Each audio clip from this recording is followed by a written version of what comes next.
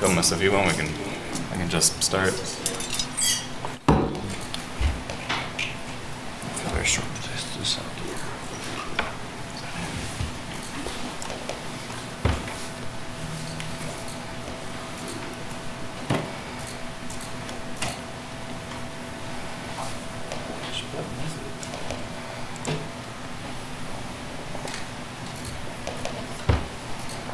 Know how to adjust the height on these things? There's 3 knobs and none seem to do anything. That's the super lean back. Lever on the right. This one? I already got. Oh, it's like a rotating lever. That's interesting. Yeah. Design choice. All right. Kurt, are you good to get started? I see you zooming in on me, so.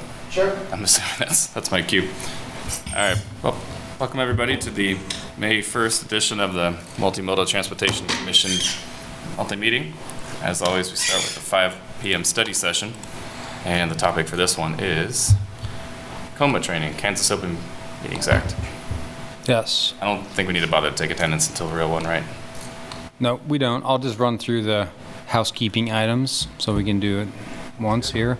So this meeting is being recorded and broadcast on the city's YouTube channel and cable channel 25. Please remember to mute yourself during the meeting when you're not speaking. The chat function for the public meeting is disabled. All chats will go directly to staff. Unless you are participating during the meeting, please turn your video off. This allows the active meeting participants to be seen on screen. You will still be able to hear the meeting. When you're participating, please turn your video on. If you have any trouble, you can send us a chat. The city reserves the right to mute people or turn individual videos off to minimize distractions during the meeting. And with that, we'll begin with the KOMA training. Let's do it. And I'll have to come up here and run through the slides here.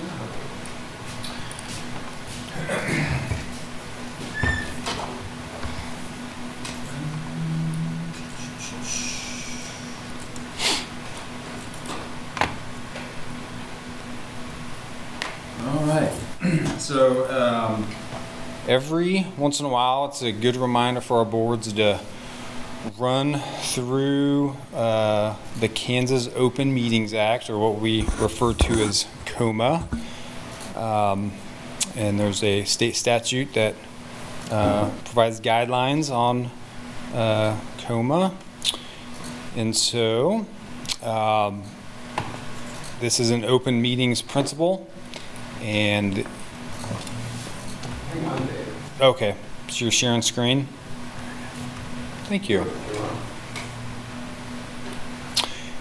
And the open meetings principle is based on the belief that the people have a right to know the public business, and that information is essential to the effective functioning of our democratic process.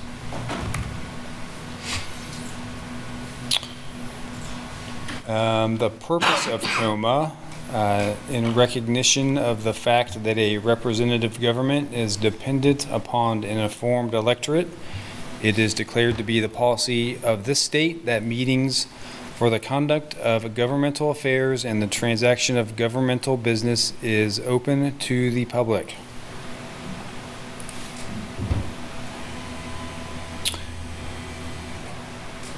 So KOMA applies when the body involved is a covered entity and that there's a meeting. So it applies to the Multi-modal Transportation Commission.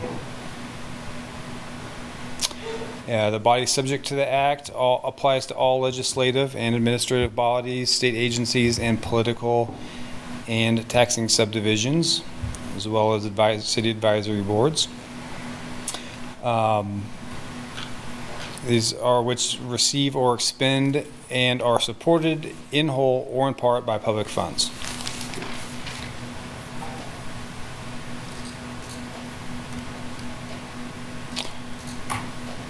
So the definition of a meeting here, 3 conditions must be met for a meeting to occur. So we'll continue on discussing the conditions that are met for a meeting. All 3 of these must be present. a gathering of a majority of the members of the body. Interactive communication applies, so that's either in person, by telephone, or any other medium. And discussion of the business or affairs of the body.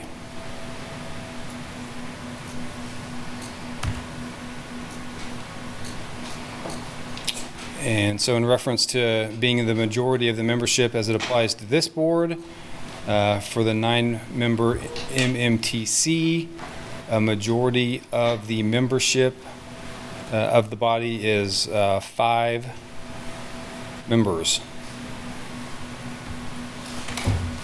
Hey Dave, in the past when Yes. we've had committees and subcommittees, we've usually stuck to something like 3 members, and then the chair kind of counts as the nominal fourth member.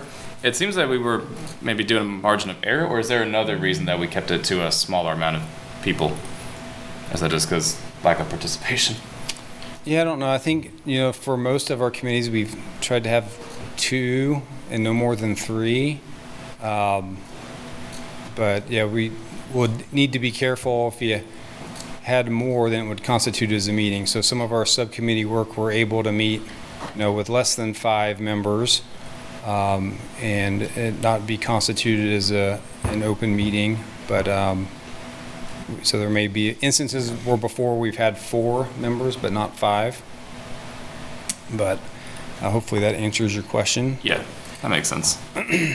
To me, 3 feels pretty comfortable. Yeah, 4 starts to feel a little bit like. because 4 is the maximum, which I didn't Yeah. think about until Dave said it. Like, yeah, that makes sense. That's why we've had 3, and then Yeah. one more. So And especially right now, we have currently 7 members. There's one that is on City Commission for recommendation tomorrow night, which would bring us 8. But even with having less than 9 members, right now we have 7. It would still 5 would still need to apply the 5 rule. So even if there's vacant positions, it's not the majority of the positions filled. It's the majority of the total number of positions. So. that's interesting.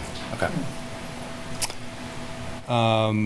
Interactive communication. So this act applies when there is interactive communication, and it clearly applies when members are in physical presence of one another.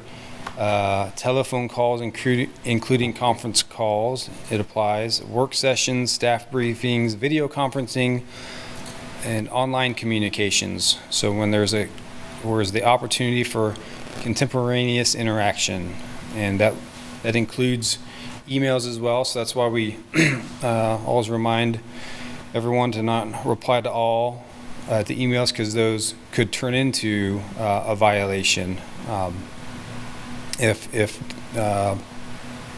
something was being discussed and interactive discussion occurred. Number 3, discussing the business of the body. Discussion of public business is what triggers the application of KOMA. A vote or binding action is not necessary for KOMA to apply. Social gatherings are not subject to KOMA if there is no discussion of the business of the body. And conferences may be attended by board members where items of general interest are discussed, as long as specific business of the body is not discussed by a majority of the Transportation Commission. So if the city were to hold a public meeting or a workshop or something that was open to the public, and a majority of the MMTC attended, but were not interacting with each other, if they were just in attendance, it wouldn't necessarily be a KOMA violation, because there's not a discussion going on amongst the members. We do try to disclose to the public when there's going to be a majority of the commission in attendance for things that are outside of meetings, but that doesn't occur very often. Some more here on electronic communications. The Attorney General has indicated that the mere fact that a communication is electronic does not raise a KOMA issue. If a majority of the body uses an electronic communication to engage in interactive discussions, that contact then may raise a KOMA issue. So a single email sent to other members would likely not be considered a violation, but participation in an online chat room or instant messaging may be considered a violation of KOMA because of its interactive nature. Simultaneous Facebook posts by board members concerning the business of the body can constitute a meeting under KOMA. So in a 2020 example, the Kansas Attorney General found that a majority of board members posting back and forth on social media or any other medium about a recent governing body vote engaged in a meeting, even though it was merely a discussion.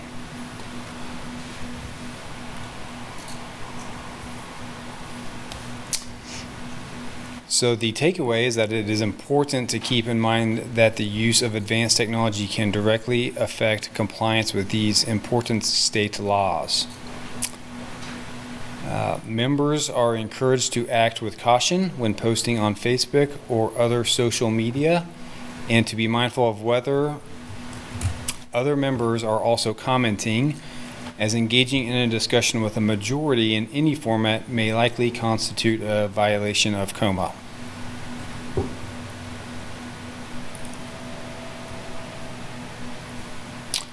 So emails, please avoid initiating an online discussion with fellow advisory boards through email.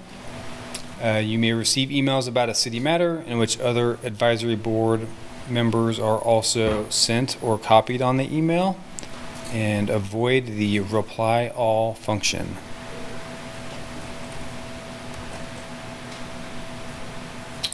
Serial meetings. So a series of interactive communications of less than a majority is not permitted under KOMA. A violation of KOMA may occur if the communications, 1, collectively involve a majority of the membership of the body, share a common topic of discussion concerning business or affairs of the body, and are intended by any or all of the participants to reach agreement on a matter that would require binding action to be taken by the body or agency.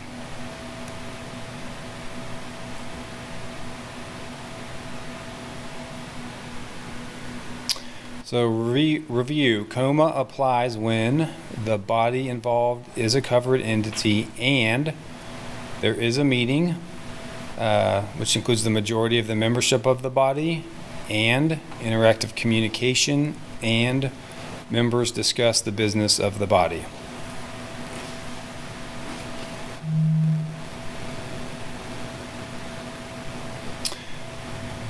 So KOMA requires that all meetings of entities covered by KOMA must be open to the public and proper notice must be given.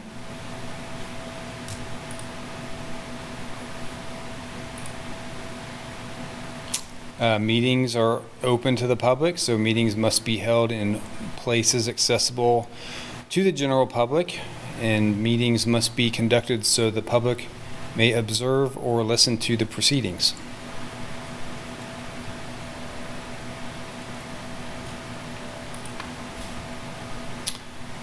So regarding notice, that notice of the date, time, and place of any regular or special meeting must be given to any person requesting such notice. KOMA does not require notice to be given within any particular time frame, and notice must first be requested before a body is required to provide it.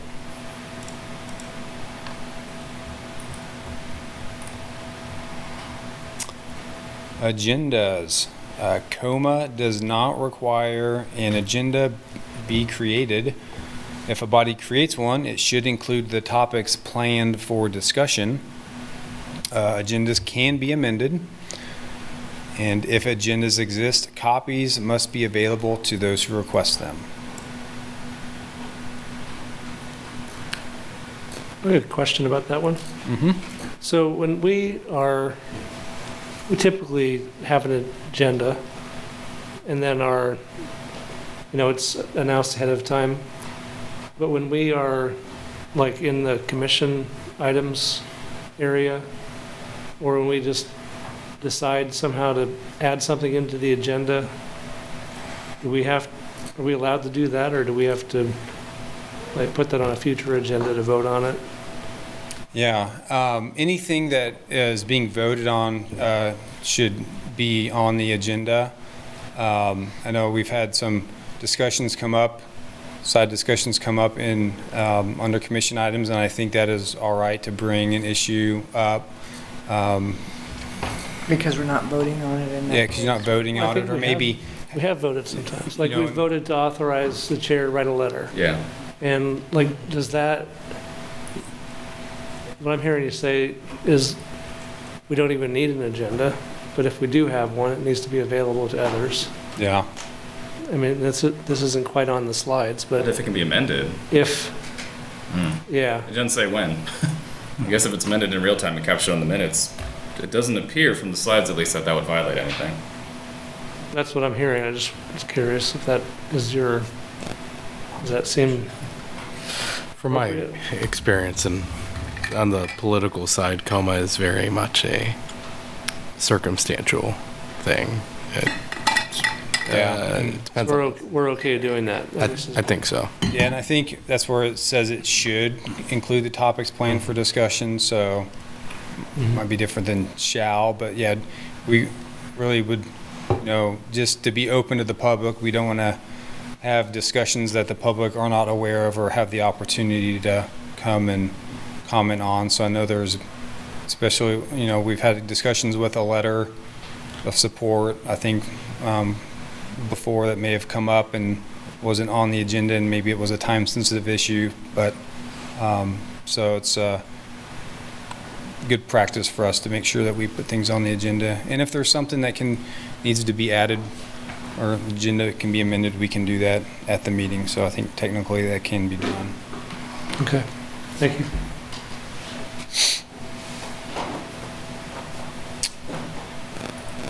Executive sessions, these are meetings that are closed to the public and are only permitted in limited circumstances.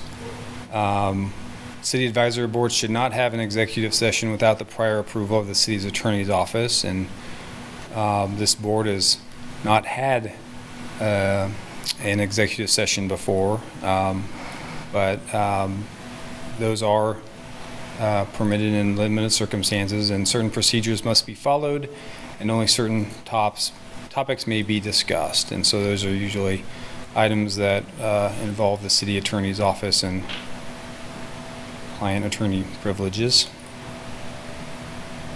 Possible ramifications for violations of KOMA requirements. The Attorney General or the District Attorney investigates potential KOMA violations. The Attorney General has stated that his office seeks compliance with the Act, and his office wants to assure future violations do not occur. They may require the body to receive additional KOMA training.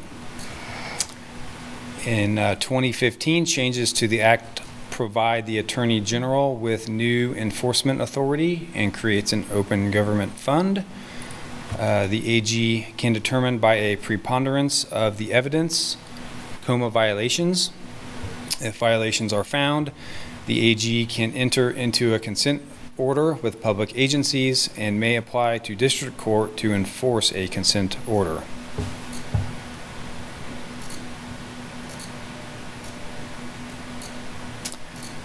The consent order may impose civil penalties up to $250 per violation, require training. District court action may impose court costs, investigative and attorney fees if the AG must enforce compliance through district court. The AG may also enter into a consent judgment with a violator, which may contain any remedy available to the court. Invalidation of actions and removal from office.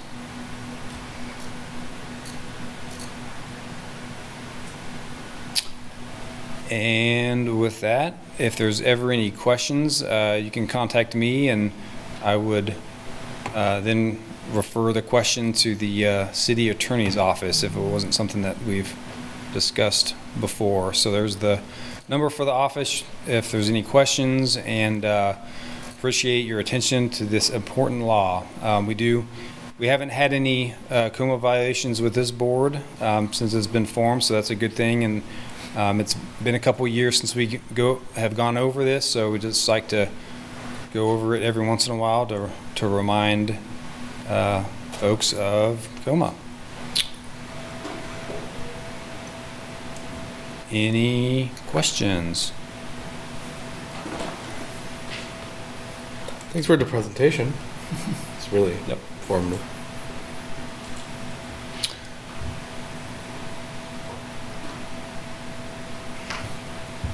Well, I suppose that leaves us with 40 minutes in a study session that we hadn't planned on. Well, I'm not really sure what to do at this point, so. Do we just take a break for 40 minutes and come back? Because I mean, given that the agenda needs to be set ahead of time, we can't really just start, so. Yeah. That would be unfair to people. Yep, we need to start the regular agenda at 6:15. So if there's no questions, we can adjourn the meeting and start the regular meeting at 6:15. Any public comment on KOMA? Nobody's online anymore. That's it. All right. We'll just adjourn then. Sounds good. I'll just go look through the agenda, see if there's anything that, like, talk about drafts or something.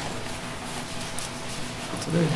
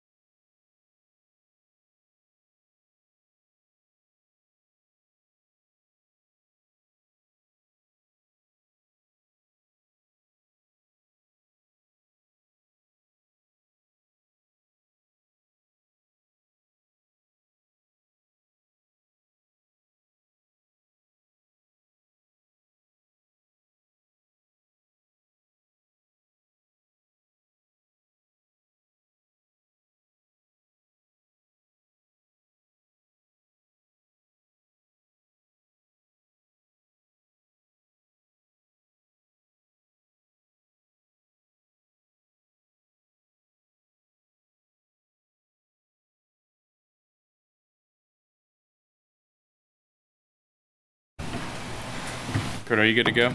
Sure. All right. Well, welcome everybody back to the regular agenda portion of the May 1st Multimodal Transportation Commission meeting.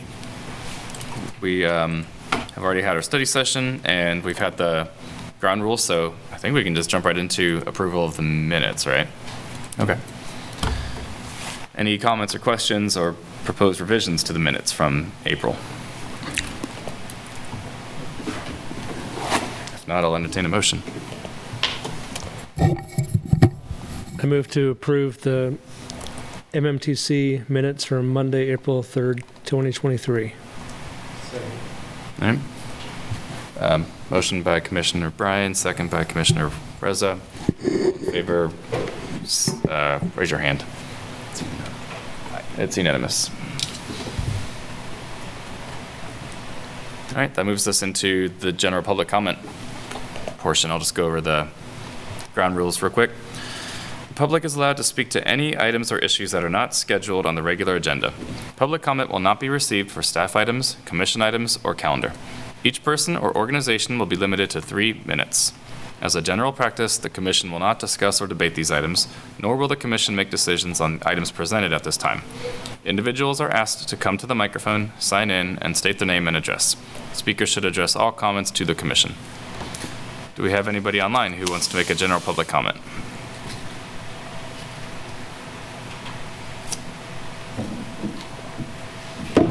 Doesn't look like it. It's not up here that way. Okay. And there's nobody in the room, so with that, I'm going to move on to our agenda items. First one is consideration of approval of the 2023 MMTC work plan. Yes, so we've attached the draft of the work plan as discussed at the April meeting. And so we're looking for approval of it and see if there's any questions we can answer on it. So Jessica's on as well. If there's any questions on some of the planning related activities that are going to be upcoming here this year. Jessica, would you mind giving us a brief summary of what you changed? My goodness, you're asking me to recall that from. Sorry. Sure. So I think the overall, as we talked about this work plan, we really honed in on the fact of drawing attention to the things that were really in alignment with the things that staff have on the work plan for 2023, whether that be planning or projects or policy implementation already. And so many of the, I think, study session or agenda item topics, as we think about that, relate to each of kind of the objectives that you've set. And so I would say, I'll just highlight a few things that I think were key things that I took away as key things from the topic the discussion last month. As we think about transportation decision making, I heard that you really wanted to see how and can monitor and understand how community engagement and data played into like a street maintenance plan and a longer term street maintenance plan, like a 5-year street maintenance plan.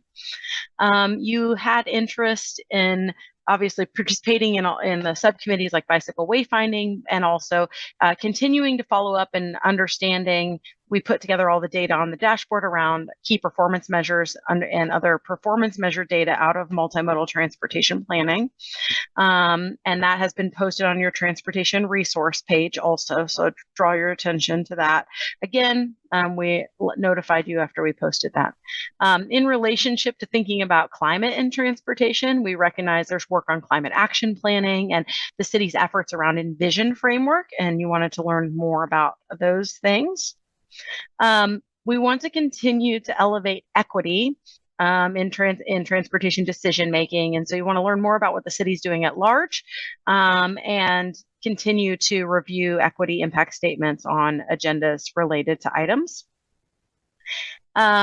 You have thinking about measures. Again, I'll take you back to here's the links, all the links that we posted on your resource dashboard that has all the information you have. And then we know there's an upcoming item about reviewing boards and structures report related to the boards and commissions recommendation that will occur. That's underway. And finding out and understanding more about that. And you'll see kind of in the actions there, neighborhood traffic management, we felt really fit into driving some of those metrics. So we put it as an activity there. Back to the other topic of connecting transportation and land use, just like climate, you have a role in the land development code update process.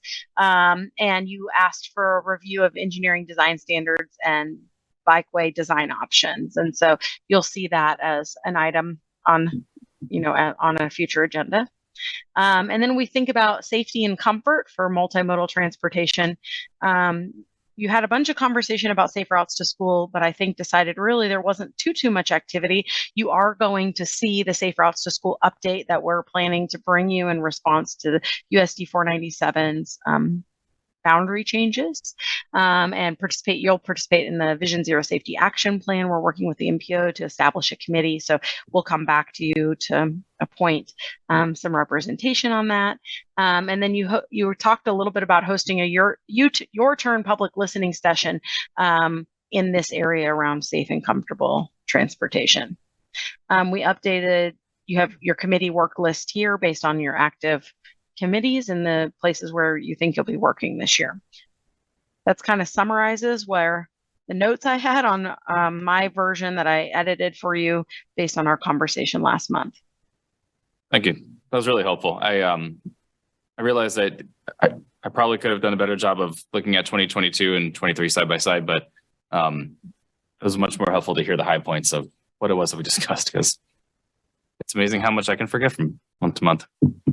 Okay. Now having been given a great summary of what has changed and what's kind of been highlighted in this new plan, any comments, last minute proposals for change, I guess, before we codify this thing? I don't know what the right word is.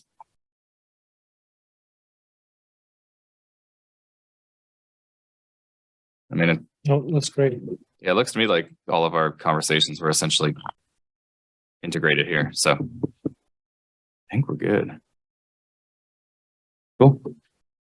Well, in that case, I would approve it.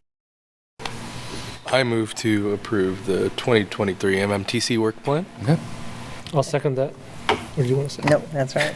Okay. Motion by Commissioner Reza with a second by Commissioner Bryan. All in favor, raise their hand. All right, it's unanimous. All right. Moving on to the 2023 Neighborhood Traffic Management Program budget. Scroll down here. Cool.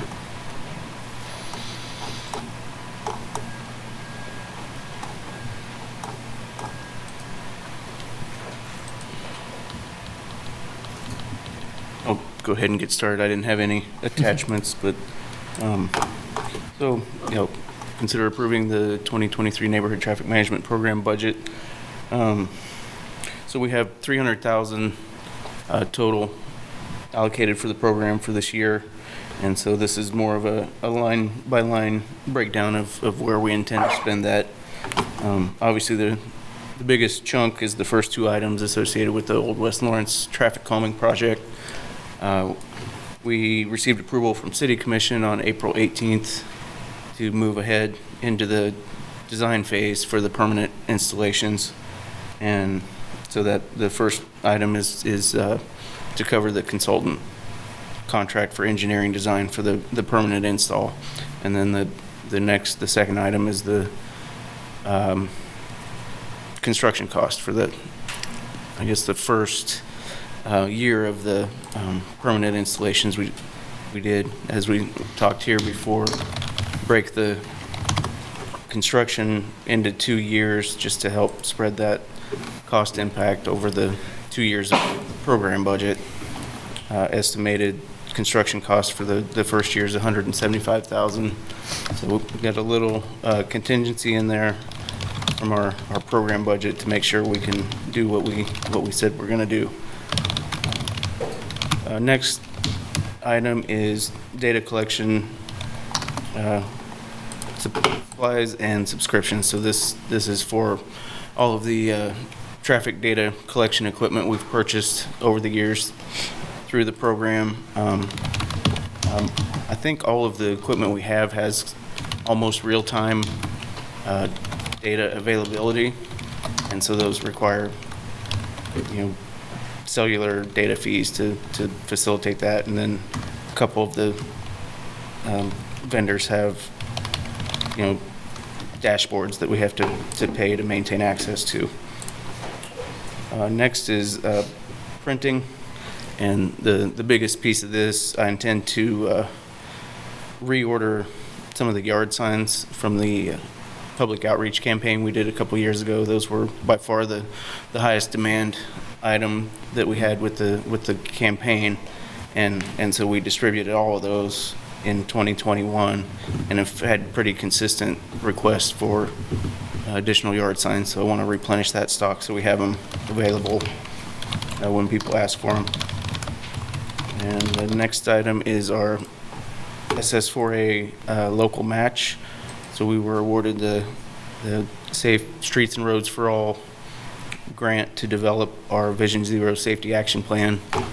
And so the big number from SS4A was $160,000, and then KDOT is providing $30,000, and then we'll have a $10,000 local match for a total of $200,000, and that'll be spent on professional services, hiring a consultant to do the bulk of that work in developing the safety action plan.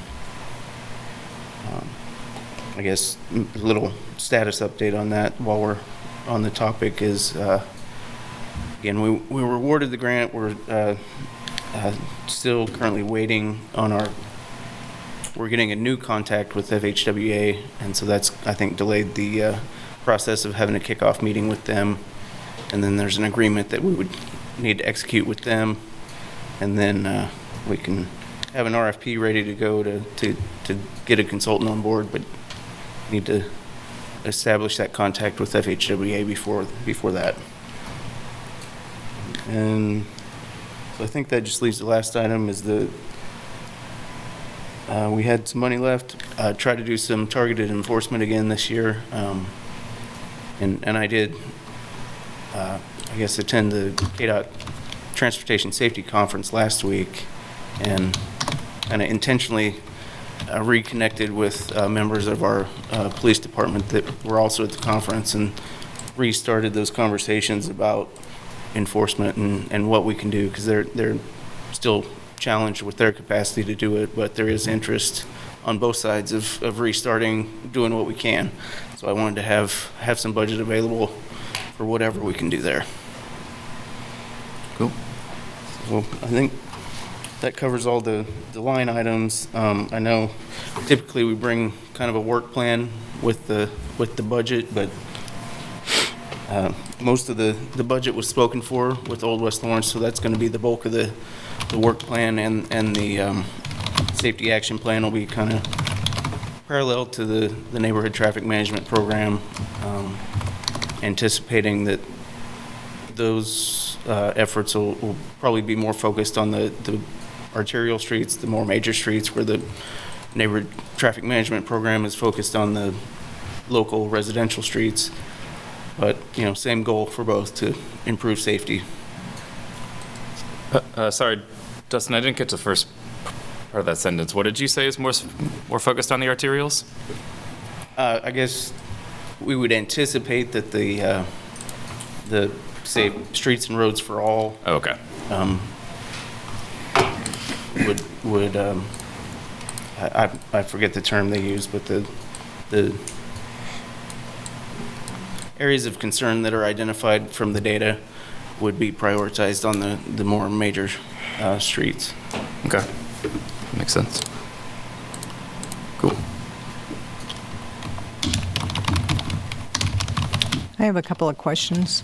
I thought I remembered that in discussing the Old West Lawrence implementation that it was going to be a 2-year phased implementation. And so I was curious about, is this budget the whole implementation, or the 200 and then the 50,000, is that the whole implementation for Old West Lawrence, or is that not spread out over 2 years? It's a little bit of both. I can clarify. So the first item, the design, we would do all the design this year with that 50,000, and then the 200,000 is the construction for the first year. And so we would anticipate, next year's budget. I think the remainder of construction is estimated at 131,000 that we would be showing for the 2024 budget. Okay, so so basically that means that a second project wouldn't begin for 2 more years, 3 more years? It'd be next year, 2024. Okay, So with the dollars this year, we were doing the speed humps and the chicanes, and then the traffic circles would be funded out of next year's plan. but I meant a second neighborhood, I guess. A second neighborhood. RFP. Yeah. So is that not in the works for another 2 years? It may be in the works before 2 years, maybe 2 years before we do another construction project. Yeah, 25. Given how long it took, it does seem like, it would, if we wait until the construction's over before we start the next process, that doesn't make a lot of sense to me. So maybe. Because implementation would be, 2027 or something like that before we actually get it going. I mean, hopefully, the second one won't take as long as the first, based on lessons learned, but Yeah, I think we need to update our. seeing a way to speed that up, if there's a way to trade out money so the second part of implementation came after at least the kickoff for a new project. Yeah, I think our intentions are to look at the program as it's written and the process, and to make any changes we feel are necessary to help maybe better streamline the process, and then next year start that discussion for another neighborhood as we finish Old West Lawrence. So that could happen towards the end of this year, but with our workload, it may be early next year before that really gets off the ground. So I think with the work that we're doing with the Safe Streets for All, even though that is kind of mainly more focused on arterial streets or where there's high crashes or severe crashes and fatalities, that we're getting a lot of data from KDOT, and and some of this data can be used in neighborhoods, and we might be able to not just, I think we need to factor in some of the data, as we're looking at what neighborhoods maybe to go after, and not just, okay, well, this neighborhood applied. And so we need to be thinking about that to how we select a neighborhood and what the priorities are. And so it's things that we're talking about as this program evolves. Okay. I wonder if this year we could, we kind of have a placeholder for the Your Turn, and it's in the same row as the safe routes, and maybe there's a way to use that to talk, like, how do we get some feedback from neighborhoods about the approach we're taking to traffic management in their neighborhoods. At least it keeps the engagement going while we're still busy trying to, see the pilot through this year and into next year. And maybe we can learn something from just hearing their thoughts on that. Yeah, we did that 2019, 2020, I forget Been a few when it was. Yeah, and I think what we basically learned was that there used to be some kind of, almost like a petition process, where you'd be like, hey, this is a particularly dangerous intersection, and we really think it needs a stop sign, or we think it needs a speed bump. And it was just kind of like That was It's part like of the Traffic Safety Yeah. Commission. Yeah, that was basically spot treatments. And I think with a that- big backlog. Yeah, exactly. And I think that led to a discussion of like, all right, well, how did this get paid for or approved, and how could we perhaps ground source this information to get us better data on what intersections are dangerous, or at least anecdotal evidence, right? I think we had discussed something of like almost a small capital projects thing that could be implemented for that, but I think it was too nebulous of a task that it really didn't get off the ground. That's not to say that a new year transition wouldn't be helpful. I think it would be to help restart these talks and figure out, now that we have it, the NTMP, where do we go from here? So I would agree with that. Well, because the first time around, we just had one application from a neighborhood, as I thought it was recall, two. or were there two? Maybe two, yeah. It was like You know, Elna, right? So, getting the neighborhoods more information about Yeah. them and more engaged in thinking about it ahead of the RFP process or. Yeah. Exactly. I think definitely when we have our study session on it this year, I'd like to hear more about the data involved with collecting KDOT data and looking at it, but it's my 2 cents on it. I know we've got it planned, right? So You mean the study session for neighborhood traffic management plan, or for Safe Streets the for All? lessons learned from the old West Lawrence Oh, yeah. traffic plan. I think it's a bullet point. Okay. So I think there, especially, we can. I'm with you. Is that one of them? I did have a question on this agenda item, though. If you don't mind, could you explain what targeted enforcement kind of looks like? So you mentioned that we don't necessarily do it now, or at least we don't have the investment for it now.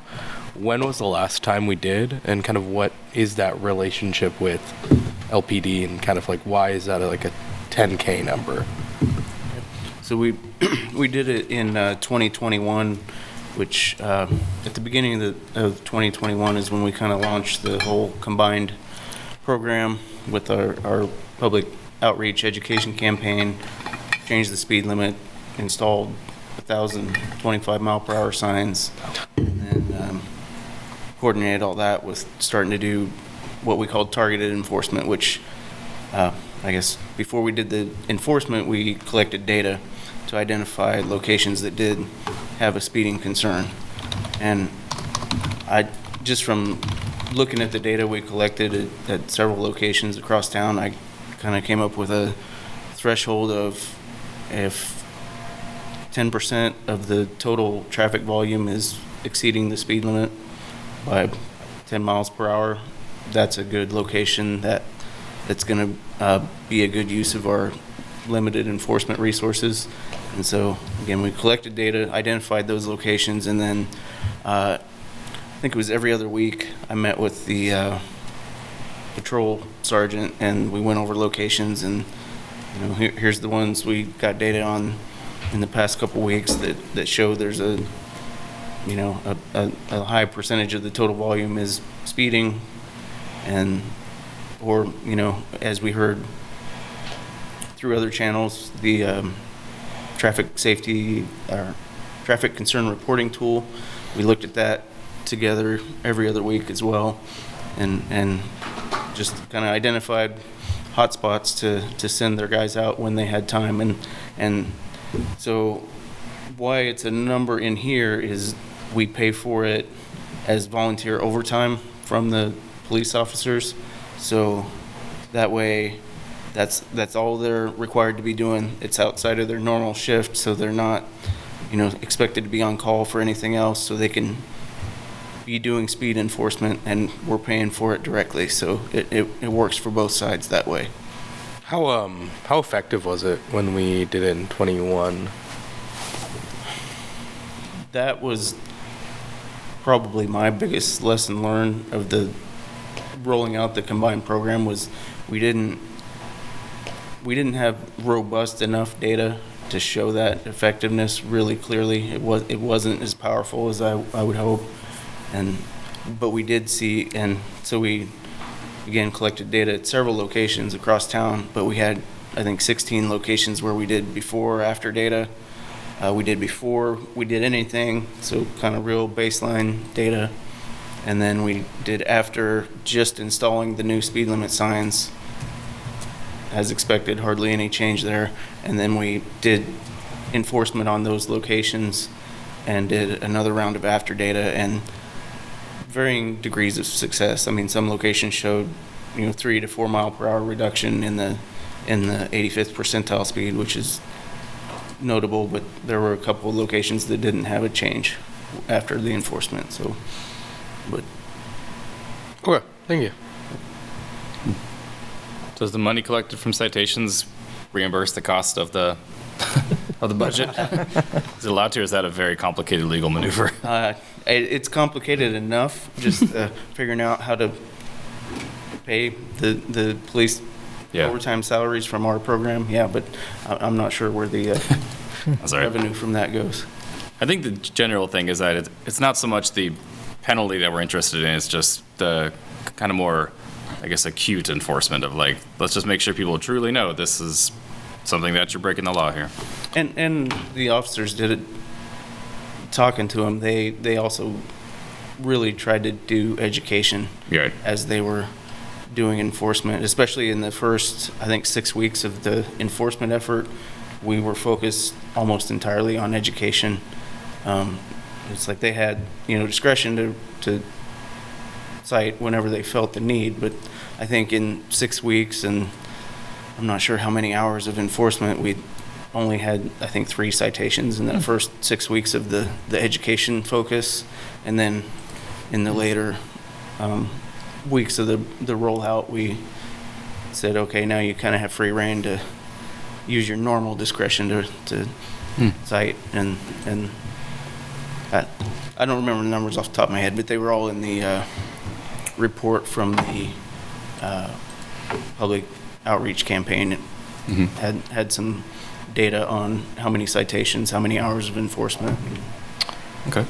Actually, that made me think of another question. So is the data that, after we do, provide this investment, is that data of how many stops or the number, or like the overall speed, or like amount of speeding done, right? That type of data, is that public access? Is that, oh, okay, cool.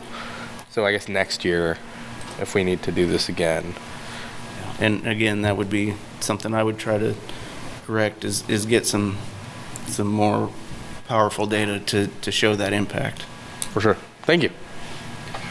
Just as a quick, I guess, process check, I think at this point we should keep to technical questions, which we are, but once we've exhausted those, let's go for public comment and then come back and kind of discuss more if we think any changes need to be made to the budget.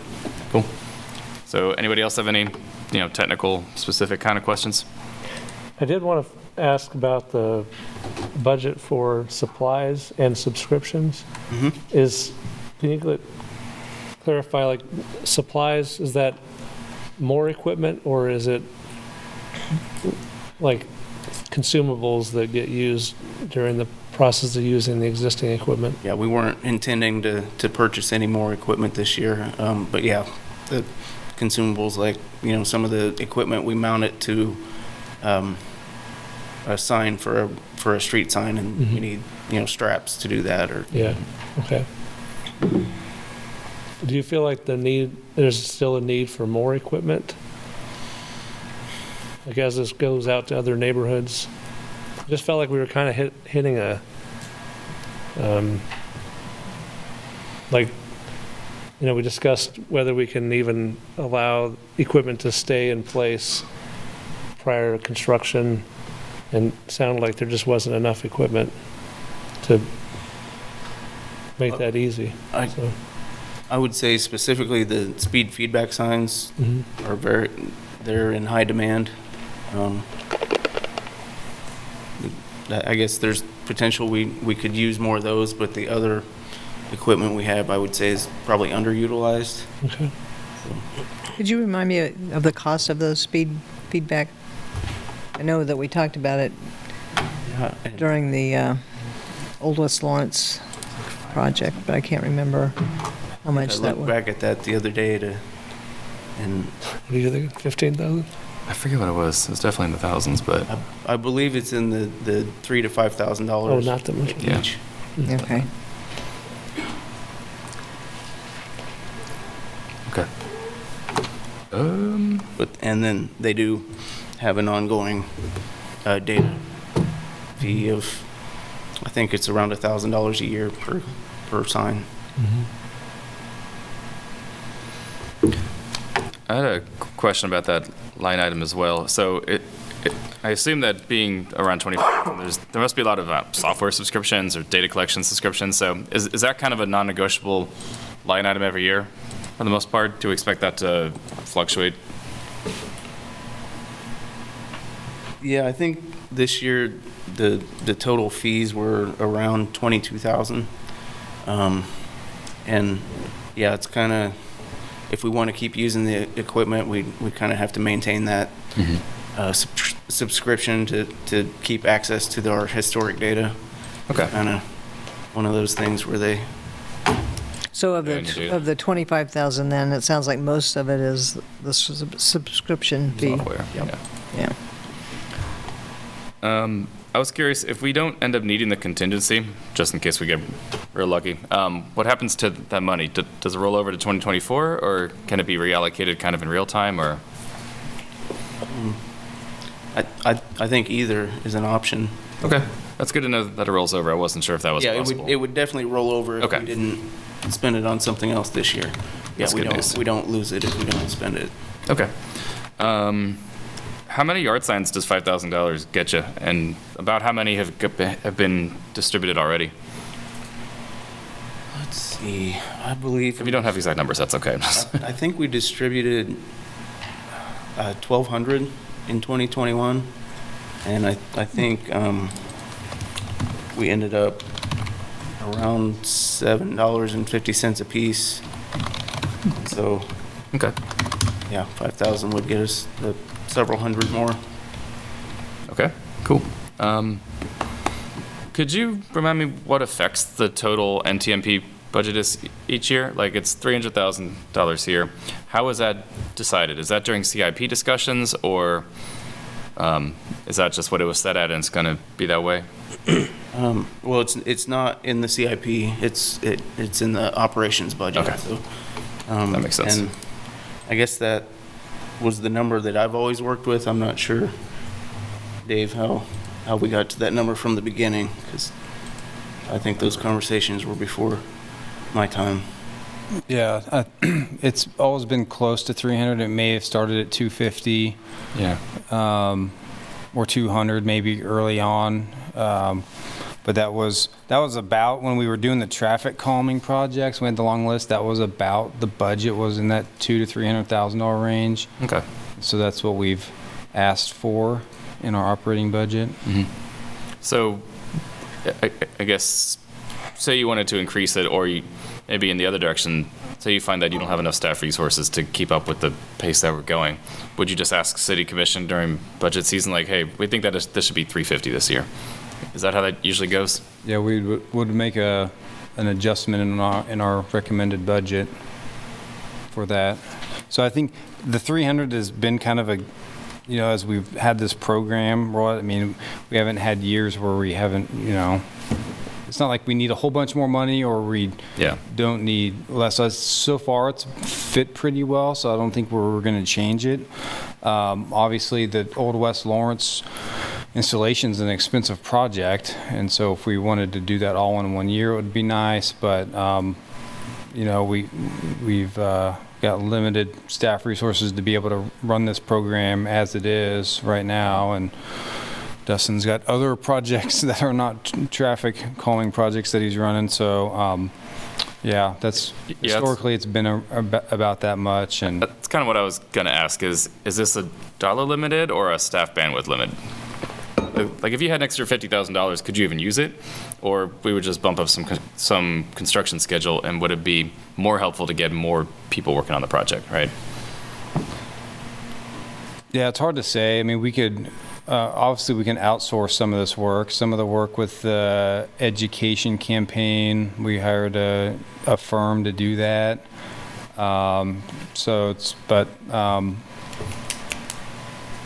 we would like to have more dedicated staff and resources to, help and run the program as well. We spend a lot of resources and time on the Old West Lawrence project. Yeah. And it was all time well spent at the end, but it just, some of that work takes staff capacity and time. So, I think as we move forward, if we see costs going up, we may need to seek increase in the program budget in the future. That's certainly possible. So I guess just as a thought experiment here. So Dustin, you spent a good portion of 2022 and I think 2021 also working on Old West Lawrence, right? So your time was, at least on this project, was heavily booked there. Now that that's moving on into, consultant design and eventual construction, presumably there's going to be a little bit of, checks on the design deliverables and construction supervision, stuff like that. But would you say that your time is less of a demand at this point, that if this was the only project in the world, you could start focusing on the next neighborhood, for example? And I guess if not, is there a possibility to maybe start outsourcing some of that to a consultant, for example? Because I guess where I'm coming from, I see this kind of like the sidewalks issue. There's so many sidewalks, and it seems like for that, money would solve it, right? If we just had $1 bazillion, we could fix all of it right now, just contract it out. This is more nuanced and really does need people thinking about it and on it. So, I mean, if there was more money in the program, could we move faster and start plowing through neighborhoods a little bit quicker? And then, I don't know, just make more efficient use of your time by having consultants help with more of the neighborhood meetings and engagement stuff. I'm just kind of spitballing here, but. I think kind of echoing what Dave just said, I think there's potential to do that, but probably not this year. Yeah. Is that because of 23rd Street for the most part? That's a big one. One of them, yeah. One of them. Okay. I'd like to hear more from neighborhoods before we just keep plowing forward. Yeah, that's good. And what gets lost a lot is the community-wide efforts, like lowering the speed limit, the education work. And, we wanted to go away from the one street or one, 2 or 3 block at a time approach to a broader perspective. And it took us a few years. So I want to hear from other neighborhoods, like, is this the right approach for our community? I appreciated one of the commissioners on the city commission meeting, I don't know if it was last week before, took this dollar amount and compared it to the cost of a traffic light. And the point was it was economical to do this, but I also think we got to keep examining whether this is the right approach to trying to improve safety in our neighborhoods. And I feel like what gets a little lost is the Safe Routes to School project has kind of a similar goal, trying to improve safety in neighborhoods, just because we have neighborhood-based schools. And so it kind of has that shared goal, yet that gets a little bit lost in our discussions about neighborhood traffic management. Yeah. So I'm still kind of looking for, have we hit the right sweet spot, or is there something else that might even get us to doing it faster, like I think you're hoping for? Yeah, I think one neighborhood at a time is going to be how many years? Like 40 some years? How many neighborhoods, right? So yeah, you can lower the speed limits, but then you got to deal with, you need law enforcement to back that up. I was looking at our crime data that police publishes to a national website, communitycrimemap.com. It's on there. They referenced it on their the city website, and there was only 8 speeding tickets in the last 5 years. So I'm curious, is the data wrong that they're feeding into this system, or does the police department literally just not give out speeding tickets? Which explains why you're having to pay them to go out there and do enforcement. And I'm not saying law enforcement is the approach that we need to embrace, but I just want us to be careful that we don't just go from, how many years did we have the traffic calming project list? Mm-hmm. And it was the same problem. you can see the backlog of work. And are you really changing things early? Is this going to be a backlog of neighborhoods queuing up for their turn, and we're looking at 40 years of work? And I don't know. So I'm still kind of looking, what are those broader system-wide interventions that might really help increase safety inside our residential neighborhoods? Because that's what's distinct about this, I think, is it's helping people to feel like where they, sleep and play and all that's safe for them. And it's tough when you got so many different users on our roads, especially, the big vehicles and little kids with bikes and parents trying to teach them how to ride, So, and there's not, you can't have trails everywhere. So we do have to learn how to share the road safely. I mean, in that context, I'd take a speed hump any day over like more enforcement, because you're physically altering the road to where you literally can't speed over it without, like wrecking your ride. So I think focusing more on geometric improvements is a better use. Our history of that, like looking at engineering as the solution, it's very expensive. Yeah. And we had a long list of streets that met the warrants to have traffic calming, and it wasn't budgeted. Like the city commission wouldn't put money toward that. So now conceivably we have a budget and we're trying to think more broadly, and it's still kind of traffic calming, but it's looked at it not just the result of one person who got a few neighbors to say, hey, this is a problem, let's go to the city, let's get our street on the map or on the list. So it feels like it's an improvement, but it still has the same challenge of there's never enough resources to fully address it.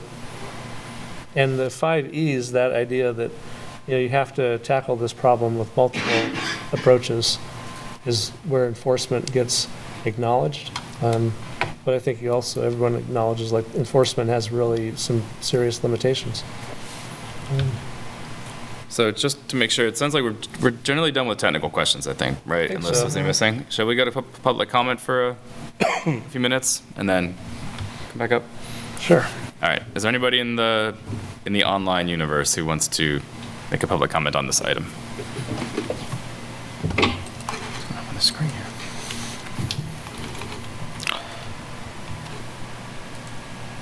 Nope. Okay. Hey, Kurt, my screen just went black. Can you turn it back on, please? I don't know what we're doing. Okay. So I wanted to first acknowledge your idea that it would make more sense to engage with the neighborhoods first, especially because when the initial application went out for who wants to be a part of this, 2 applied, 1 got in. It took a while. There's a learning process. It definitely does not make sense to charge ahead, get more funding, go full bore until we know that this is something that neighborhoods want and understand. So yeah, I was basically just trying to see what the technicalities were about it. So I'm glad I know now. But I also do think that I don't want to touch that until we know more about where we go from here. So I also was curious about the Safe Streets for All grant. You kind of explained it a little bit in that it's probably going to be more for arterials, and this is more for neighborhood roads, but maybe we can get KDOT data that would help us prioritize neighborhoods for traffic calming. So I can see the connection there. Was there any other option for where this could have come from? Obviously, it has to come from the city in some way, shape, or form. But I guess where else was that grant match going to potentially come from? Just out of curiosity.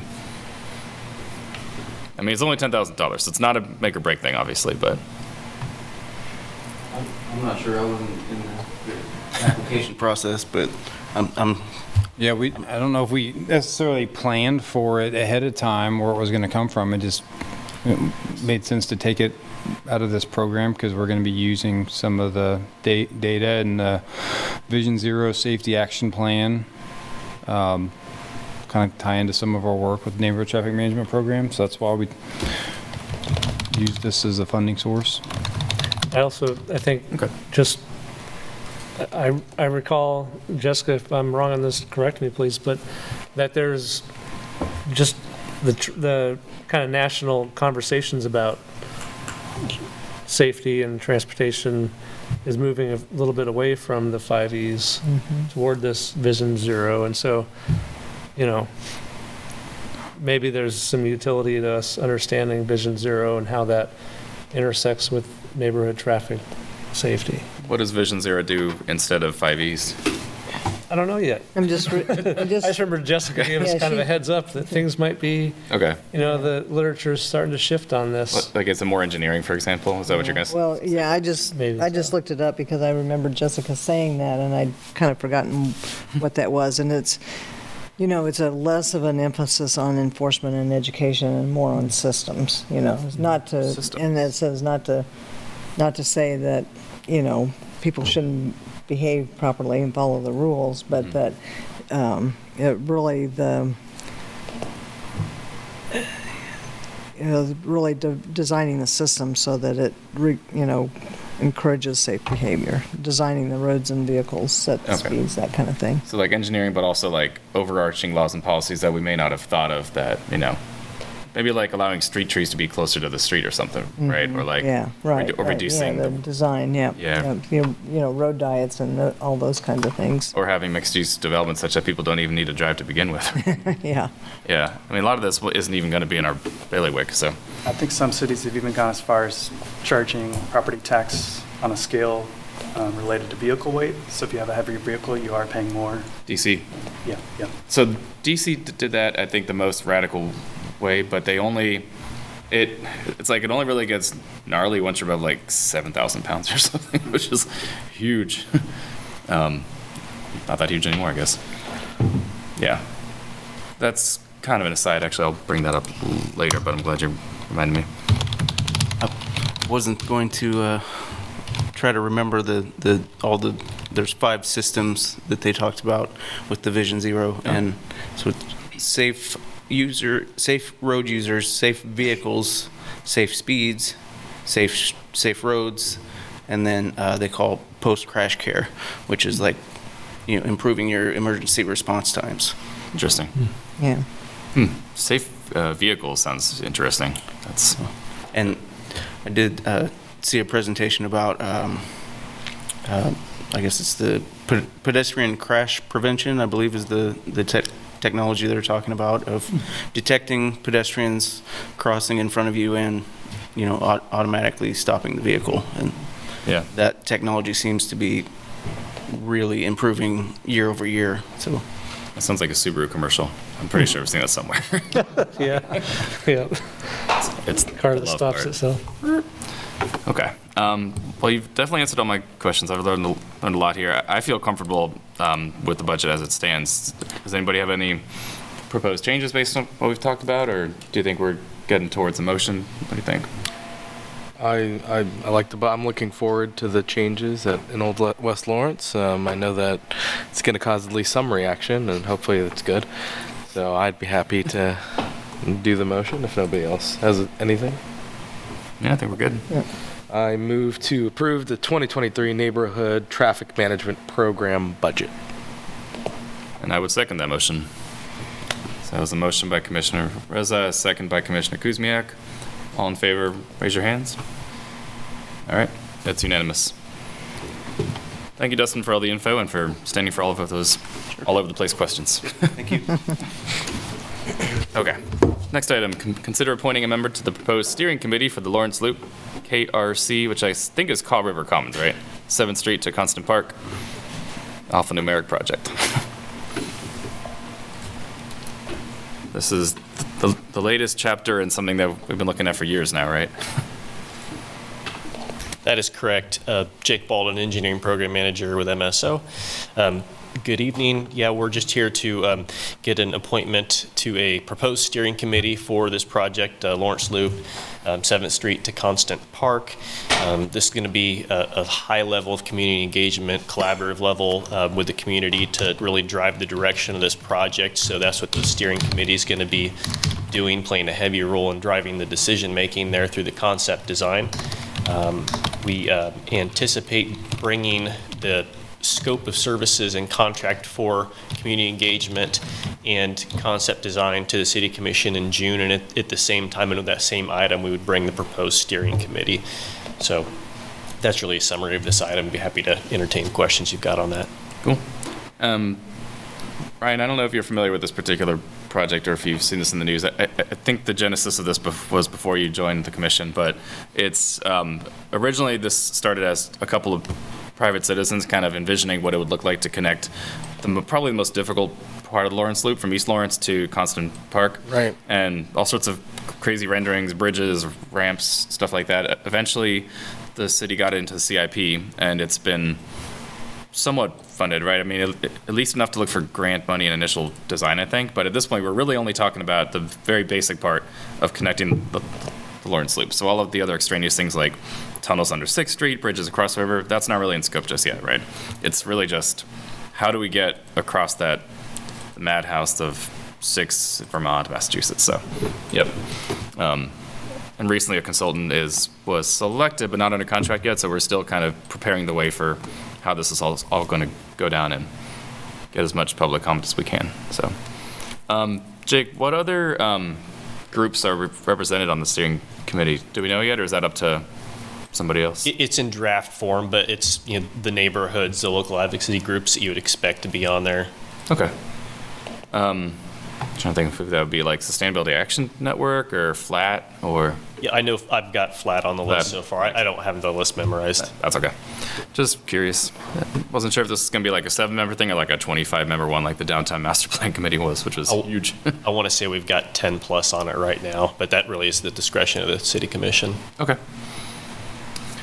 So, is anybody particularly interested in this project? It's an interesting combo between public outreach and engineering, and it's a very visible project, I would say. So, I live in the area, but I will say there are more bikers on this commission than I, so I figured I'd give them the first crack at it, but I'd be happy to do it. Well, this is really, I mean, the loop is really not just biking. I mean, That's it's true. all but not all modes, but pedestrians and people, and the occasional walk, roll, and bike, so it's really, and this is being downtown, I think it's a really critical piece to it.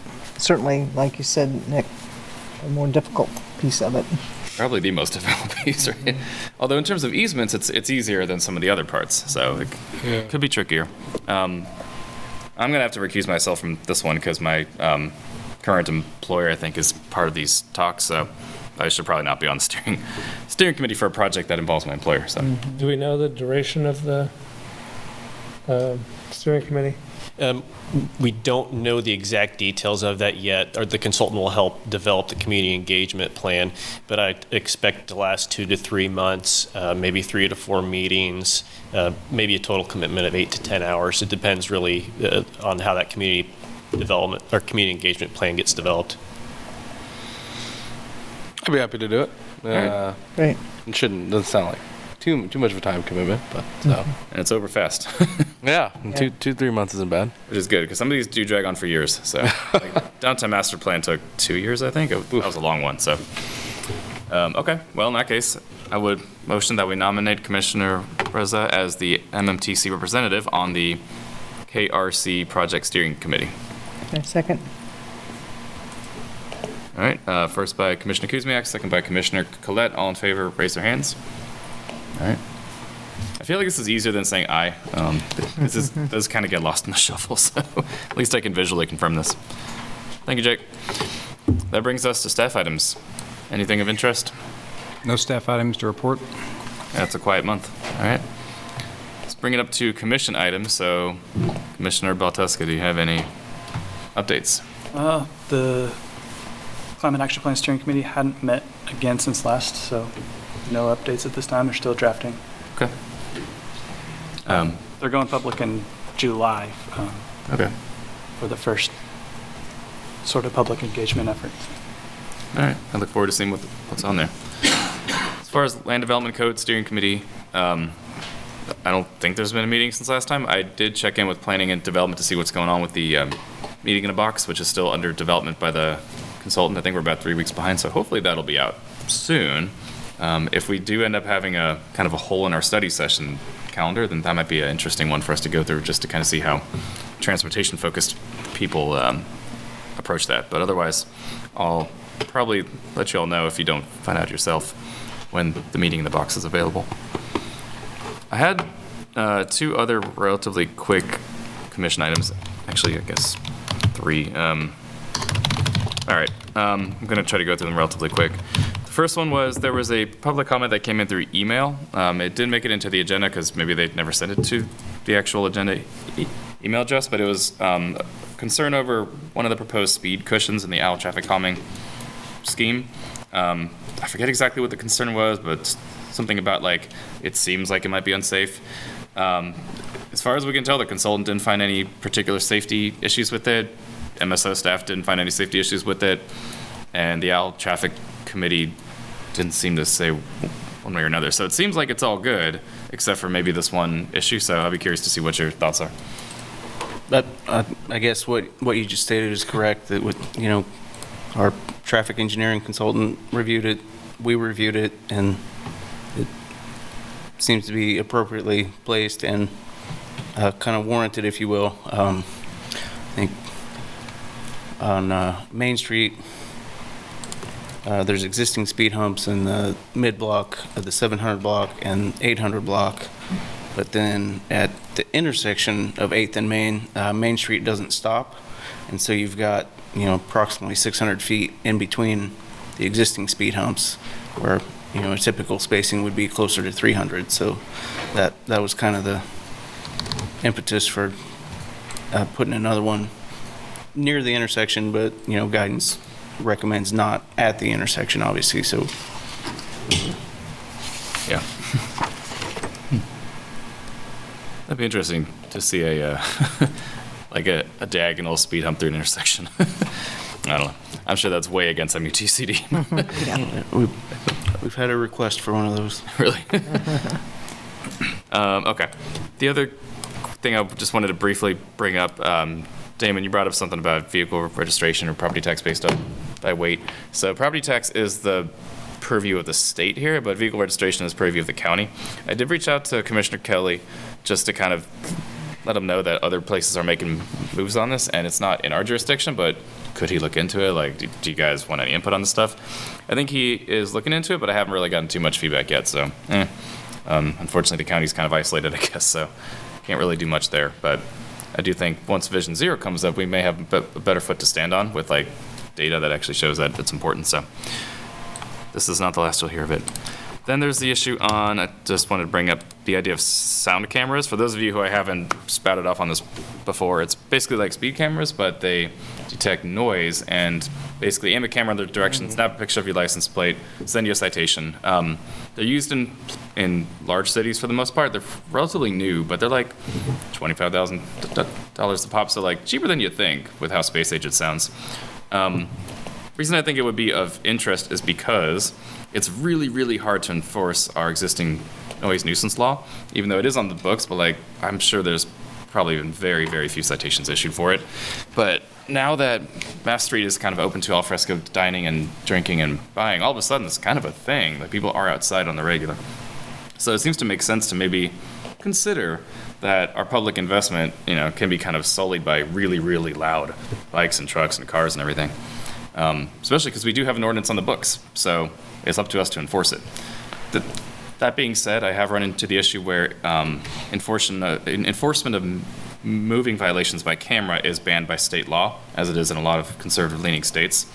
But this isn't a moving violation, it's a nuisance violation. So I kind of wonder if there's a loophole there that hasn't been exploited in the past. I've tried to reach out to Maria Garcia, have not heard back, so I was wondering if you guys had a good contact I could talk to in legal just to explore, like, is this even worth discussing, or am I not reading this loophole very well? So I'd be curious if you have a good contact there. It would just need to be referred to the city attorney's office. So if it was something that the board was interested in learning more about, we could get an opinion from them. I'm not educated enough on it to speak to it. I think it's so new that it would really require some best judgment on their part.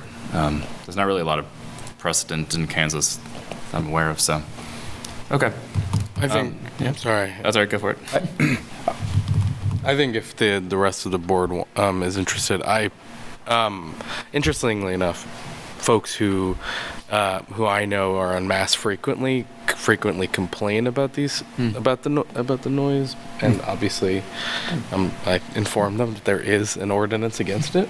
It's not just me. But I think if obviously 25,000 is a high number for cameras. I think if we were able to do a study session on it in the future, and at least learn more, I'd be interested in that. It's something that I think that directly impacts this commission, and also something that we could probably improve the quality of life of our downtown at least. Right. On it. I mean, I was walking here and I heard a quite loud engine as I was crossing the street. So, it's a very particular issue that I think would actually impact a lot of folks downtown. And we would probably find allies in traditional quarters where we would not have allies necessarily. No, I agree. I do want to make one thing clear, though, just because this is all on the record. I feel like there is an equity component to this, because a car can be loud by choice or by lack of care due to lack of funds or time. What I would propose is something kind of like, if you have a car that's super loud and it's your, you plan this, you got to pay a fine. If you just literally can't afford a muffler, but due to the way our country is laid out, you can't get to work any other way, you don't have to pay a fine. That, from the plus side, can maybe be transferred to the negative side. You get a new muffler, here's a gift certificate to Midas or something.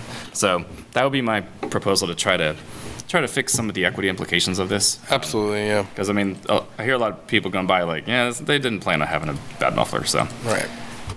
Haven't been there myself. So anyway, do we need to have a vote so I can write to the city attorney, or just kind of a tacit approval? No, you can just funnel your questions through me or directly to them. Okay. Sounds good. I'll just CC you in an email to them. That's it for me. Anybody else have commission items? I just wanted to point out that the transit system has published their first quarter evaluation of the Fare Free Transit program. There was a draft of that report that was presented to PTAC, and I watched that meeting. Subsequently, I sent an email to the transit director and asked some follow-up questions, and there's nothing in the final report that indicates that my questions were answered. But what I found interesting in the presentation to PTAC was just a comment about the transportation disadvantaged area, and it sparked my interest in understanding the extent that transit serves that area, and then how ridership has changed since it's been fare free. Assuming that the transportation disadvantaged area would be a part of our community that might have a greater proclivity to use transit, I guess I'd be curious, is that in fact the case? And how can we understand that particular area of town, how well they engage with the transit system? And if fares were ever a barrier, I guess I would imagine there would be an increase in use. But there were some performance metrics that were tied to that idea of transit service in that area. And I would really appreciate a chance for that kind of discussion in a study session. So I just throw that out there and then let you guys know that was just published on Friday. So if you're interested in understanding more about Fare Free Transit pilot, just the thing to point out is this is a pilot, so it doesn't mean we're going to keep it. It just means we're going to be looking at how well is it working, and hopefully it's something that we learn it works and that it benefits our community and there's support to keep it going. So. Okay. Well, we have the Fare Free Transit as a potential study session on the work plan. So yeah, we could. Seems like that would be a good topic. I mean, we're almost halfway into the year, and I guess that's I think there's going to be a regular reporting about how it's going. So I'm just suggesting we kind of keep paying attention, and then hopefully we'll get a study session on it as well. All right. And related to that, but not exactly, the commission or the committee on committees. Oh yeah, what's going on with that? I think they're supposed to be doing a public engagement as their next step, and they have kind of indicated the Connected Cities Committee would combine the Public Transit Advisory Committee, Multi-modal Transportation Committee, and the Aviation Advisory Board. Makes sense. They're all transportation related. Yeah. It's all about making it, our city more connected, both internally and even externally. So I think they're supposed to issue a report sometime in the next month. And I don't know how quickly the commission will make any changes, but that's kind of a prelude to likely some structural changes to advisory boards, including ours. Yeah. Should be interesting. Okay. Maybe if we have time next month for our study session next month, we could look into that preliminary finding or do some homework. I'd be happy to look into it before next month, and then maybe have like a quick conversation on it. For the committee on committees? Well, that, and then also the presentation that was given from Pete. My sense is, when we were established, the recommendation that preceded establishing this commission came out of a bike ped task force that specifically did not have a scope including transit. And so the recommendation was I would say intentionally although it said multimodal, it didn't go that far to make the case that PTAC should be folded into this new thing. Mostly because the scope was around pedestrian and bicycling. Right. But I think at the time, one of the city commissioners had kind of called us out because I was on that task force, and she wanted to know why wasn't transit kind of in the crosshairs, and that was our response. It just wasn't in the scope of our task force, so we're going to stick with the scope. Yeah. And of course, it's the city commission's purview to decide what to do with our recommendations. And, so here we are a few years later, and I think the writing seems more on the wall now than ever that fewer committees that have a broader scope is what is going to serve the community and the city commission better. Yeah. And I think part of the discussion with PTAC was that it was very much an operational advisory committee, so not so much policy. Well, I mean, it's policy too, but they're very much hands-on in terms of route design and all of that kind of stuff at the beginning. I don't know that that's necessarily the case now, but I remember that kind of being that it didn't quite fit the Multimodal Transportation Commission model, I guess, in terms of higher level. But that's probably not the case now. Good info. All right. Any other commission items? If not, let's go on to the calendar. So I think talking about PTAC was a good segue into something that could probably be a upcoming study session. I think there's a couple of transit-related things. There's the progress on the bus transfer center. There's the fare-free pilot. If there's any update on what happened after the route redesign, and I don't know what's going on with downtown transfer center location, if that's being studied yet, if that's even started, or what's going on. So I guess, Dave, if possible, if you could reach out to Adam and see what his availability is, maybe we can spot him in the next couple of months or so. Doesn't necessarily have to be May or June, but soonish. Can do. Cool. I think it would be really good to do a year-turn session with neighborhoods. I think maybe the easiest way to do that would be to just reach out to LAN and say, hey, can you guys send as many representatives of neighborhoods as you can to our next study session, and we can just talk candidly about NTMP. Would that be, I mean, it's pretty freeform, but it's also a lot lower effort by me, which I'm kind of looking to lower my effort right now. What do y'all think? Do you want that for June or for July? Either really. I think if we do it in July, it'll give them the opportunity to round up the Good idea. the forces. And in the past with I've only participated in one your turn session, but weren't there like 3 or 4 questions Yeah. that, kind of helped them talk about and, if we didn't do it until July, that would give them the chance in their meeting to discuss it Yeah. before sending a representative to the meeting. So we would need to just do some questions then. What I suggest, maybe between now and the June meeting, I mean, I can reach out to Lane in the meantime and say, like, just so you know, I think July is what we're going to aim for. In the meantime, maybe we can each come up with a question or two that we think would be important to ask them of their opinion of NTMP and just neighborhood traffic in general, and maybe make it an agenda item, because we would definitely need to have this as a meeting to discuss which questions we want to go forward with, and then say, like, all right, here's what we're going to send to Lan, here's our 3.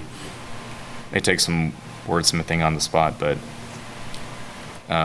do we have enough? It looks like we have spot in the June meeting to do that, right? You're thinking we schedule time for us to discuss what those questions might be. Yeah. Okay. Rather than one person coming up with it. If we can all contribute to it, I think it'd make, it not a big job for one person. So that would be cool. So if we're cool with that, yeah, that's your homework. Dave, would you mind if I sent a email to the group saying, don't reply, but here's what I would like for the next meeting, or would you rather that go through you? For getting questions from board members, Yeah. probably send it to me and I'll send it out and ask everyone to reply back individually. Okay. So that would be on our regular agenda? I think so, yeah. All right.